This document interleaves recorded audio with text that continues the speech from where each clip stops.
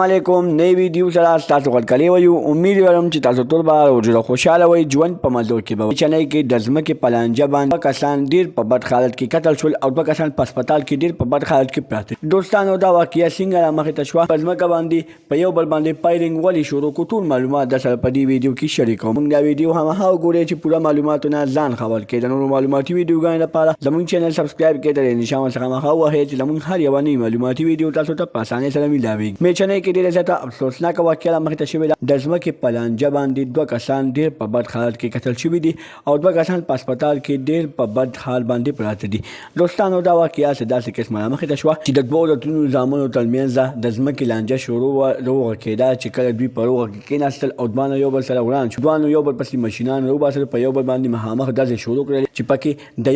د یو کوره یو کس ولګېدو او د بل کوره پکې یو کس ولګېدو د دوانو د کوره نه پکې دوه کسان لګېدلي هغه دوانو کې دوه په هسپتال کې ډېر په بد حال باندې پراته دي او دوه په هغه ساعت باندې ډېر په بد مرګ باندې قتل شول دوستانو د میچنۍ پولیسو ته موږ دا خواست کوو چې هغه ظالمان ګرفتار کړي اول د دوی ترمنځ ضرور وکړي او بیا دوی ته ښه بدترینه سزا ورکړي ځکه چې موږ وګورو د ځمکې په وجه باندې ډېر زیات کورونه وران شوي دي دوستانو د ځمکې یو ټوټې په وجه باندې ډېر زیات کورونه ورانېږي ډېرې زیاتې ښځې کونډې کېږي ډېرې زیاتې میندې خپل بچي بیلي دوستانو مونږ ته پکار دي چې مونږ د ځمکې په لانجه باندې داسې قسمه لانجې نه کوو چې هغې باندې مونږ یو بل باندې قتل عام وکړو